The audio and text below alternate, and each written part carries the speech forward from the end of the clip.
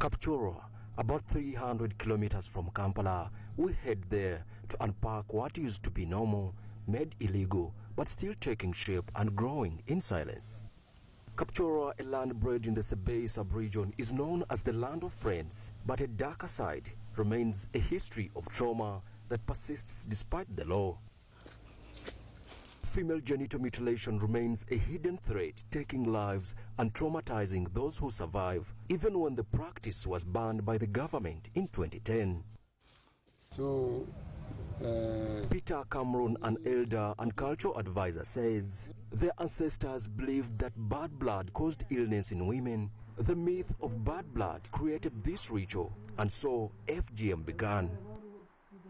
There was a lady who became sick and was emaciating, and when she was taken to a traditional healer, traditional healer said that this lady, what is making this lady sick is bad blood. So we need to ensure that we cut her in order to let this bad blood out. For her, she will be cured. This tradition now hides in the depth of caves, where secrecy preserves it, passed down from generation to generation. In the remote sub-counties of Kaptanya, Kapsinda, Kaptereti, and Tereges, hidden from authorities, traditional surgeons still conduct FGM, undeterred by law or consequence. This young lady, let us call her Marjorie. She says she was circumcised only because her husband wouldn't marry an uncircumcised woman. I willingly accepted, and additionally, my then boyfriend said you must be circumcised before we get married. This practice is so deeply rooted that some women like Marjolene and Janet continue to advocate for it, recruiting fellow young women, viewing it as a path to acceptance and status within their community. So we take them to the cutters, and we ensure the cutter is hidden, not to be what? Not to be identified or not to be exposed.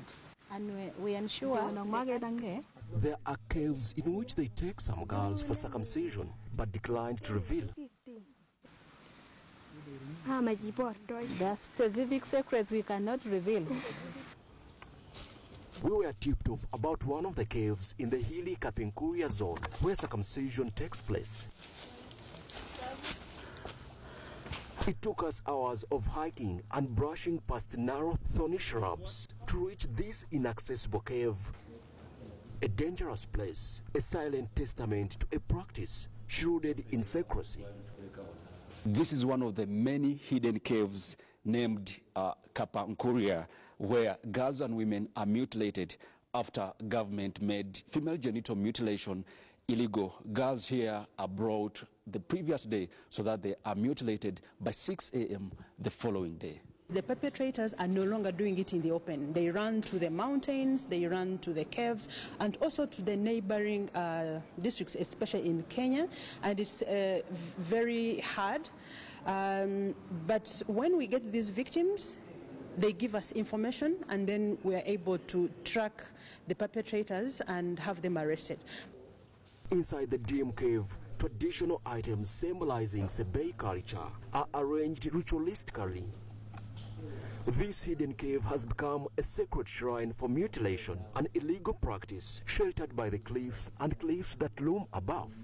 This cave, traditionally, we used to live here, but after we have now turned it into a hidden place whereby we do female genital mutilation. We were briefed about a mutilator in the neighborhood in the lower belt of Kapchorwa. We will not reveal her identity. We will call her Lady Carter. She's in her 60s. We are just removing that thing because it was culture. We found it there, and the reason we continued removing that very thing. Lady Carter confesses she cuts more than 10 girls every month. As long as they have come and they are ready, even the 10 I can finish. She says she is anticipating the circumcision month of December and hopes to receive more women and girls for mutilation. Razia Musa is 49 with 9 children, circumcised at an early age of 10 years. After 2 years, she was paralyzed and later became crippled. She hardly does her chores with ease as she crawls. Because of FGM that I'm the way I am. For Razia, FGM left a permanent devastating impact, a paralyzed life with daily suffering. She curses FGM. It should be stopped because it is really bad. It makes you not to be like the way other people are. We seek to find out how Razia's condition was connected to FGM. So the compromisation is both muscular and neuro, meaning that the nerve is damaged, but also the muscles that supply the lower limbs. The vaginal blood vessels, if cut inappropriately, can cause nerve damage. A person may have urine incontinence, that's one of it. Then 2, they may have the paralysis.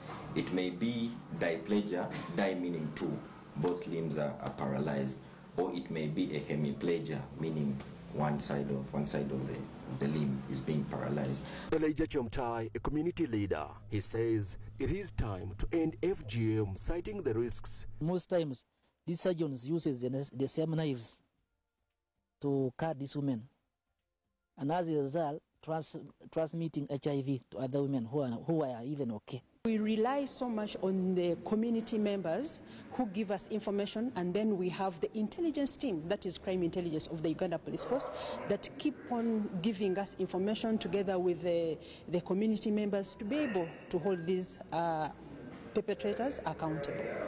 Sarah Amron is an S6 student at Kapchora Secondary School. She participates in the Accelerating Impact for Young Women and Girls program by BRAC, where girls are taught to speak up against negative social norms and gender-based violence. It's backwardness because to the extent we have reached now, I think women should not be circumcised because our fellows, what they say is that they feel harassed and it's something that they don't like, but they do it because of the culture. During the resistance, there is also resilience. Young women like Sarah are stepping forward, challenging harmful norms and refusing the blade. They feel that regret of being among the people who are going to be like people who practice FGM.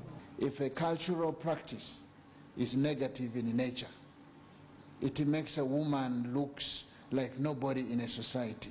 This is something that we should stop. The Kapchora District Health Educator Twala Yusuf emphasizes the need to sensitize young girls about the dangers, push the law to every corner of Sebei, and end FGM for good. The law was established, but the community is not aware of the law, so we need to disseminate the law to the community. We must enforce this law. We must take these people to the courts of law. In Karamoja sub-region, we have ably arrested most of the perpetrators and produced them in court. We have also rescued victims who have been reunited with their parents because some parents are not in support of this vice. But we've also handed them over to our other stakeholders who can be able to provide protection. And then we also have other partners who are willing to educate these girl children to make sure that they do not fall victims again to this vice. Education should be used as the strongest tool against FGM, child marriage, and any other circle of harmful traditions. A girl child should be allowed to go to school so that she is able to appreciate her body. These surgeons who are conducting these things and mentors, we need to bring them on board and see how we can involve them in fighting against the female mutilation. As December, a month of mutilation, nears, Sebei faces a new battle, not against the caves or the scars they hide, that protect and defend female genital mutilation.